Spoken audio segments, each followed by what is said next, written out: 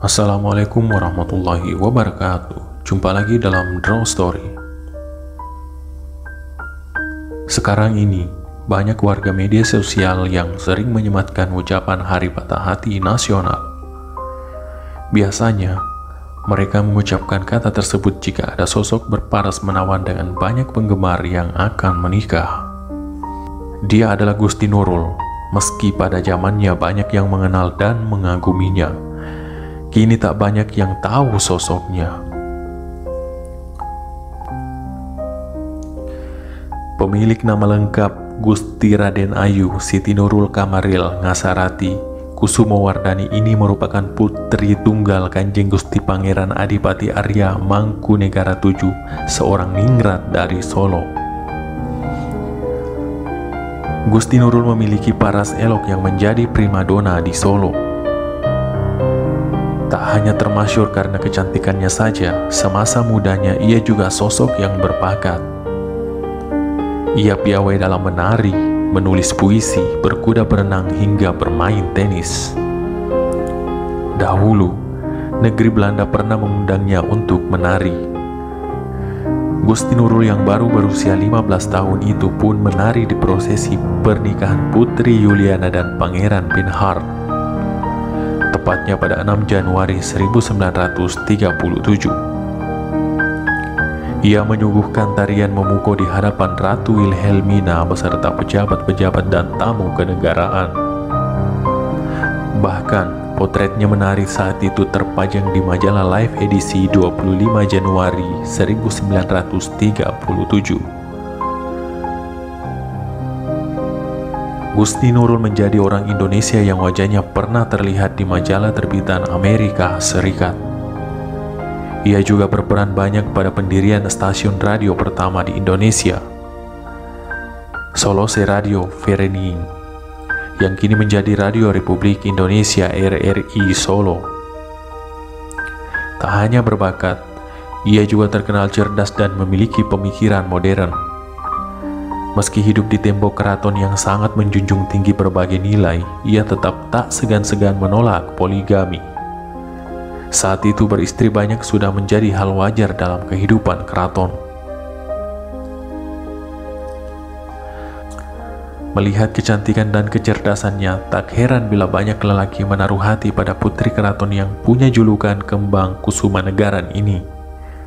Tak tanggung-tanggung, bahkan tak sedikit tokoh nasional yang ingin meminangnya. Gusti Nurul bercerita dalam buku Gusti Nurul Striven Nar Geluk Mengejar Kebahagiaan 2014 bahwa ayahnya pernah menerima utusan dari Yogyakarta. Ia utusan dari Sri Sultan Hamengkubuwono ke-9 yang menanyakan tentang Gusti Nurul dan berniat meminangnya menjadi istri. Hanya saja, sang ibu menolak karena kurang nyaman apabila anaknya menyandang status sebagai istri sultan. Gusti Nurul pun enggan karena mengetahui Sultan Hamengkubuwono ke-9 telah beristri dan ia tak mau menikah dengan pria beristri. Proklamator dan presiden pertama Indonesia, Insinyur Soekarno juga pernah mengagumi Gusti Nurul. Menurut Gusti Nurul, Soekarno tak pernah mengungkapkan isi hatinya. Namun, Hartini istrinya pernah bercerita kepada Gusti Nurul. Setelah tentara Belanda pergi dari Indonesia, Soekarno pernah mengundang Gusti Nurul dan ibunya, Gusti Kanjeng Ratu Timur, ke Istana Cipanas. Di sana, Soekarno meminta Basuki Abdullah untuk melukis Gusti Nurul.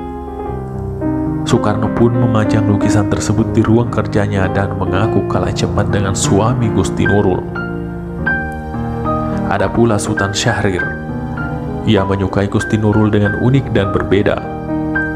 Ia tak berdarah Jawa, padahal kebanyakan penggemar Gusti Nurul berasal dari pembesar dan bangsawan Jawa. Setelah menghadiri rapat kabinet di Yogyakarta, ia selalu mengutus sekretaris pertamanya Siti Zubaidah Usman ke Pura Mangkunegara. Siti khusus mengantar hadiah dari Jakarta. Pemberian Perdana Menteri Indonesia pertama ini, ia juga melampirkan surat tulisan tangan Syahrir, dan Gusti Nurul pun rajin membalas surat tersebut. Meski terlihat jatuh hati, Syahrir tak pernah mengunjunginya ke Pura Mangkunegaran. Justru Syahrir pernah mengundang Gusti Nurul beserta ibu dan kakaknya ke rumah tempat berlangsungnya perundingan Linggarjati. Setelah mendengar Gusti Nurul menikah, Syahrir nampaknya masih penasaran. Syahrir pernah menyambangi kediamannya dan memilih posisi dekat Gusti Nurul saat foto bersama.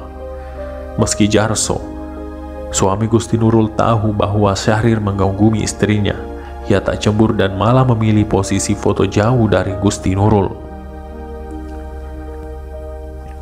Para penggemar Gusti Nurul memang banyak yang telah beristri, maka dari itu ia tak menerima cinta ataupun pinangan mereka. Gusti Nurul memang menentang poligami karena tak mau dimadu dan menyakiti perasaan wanita lain.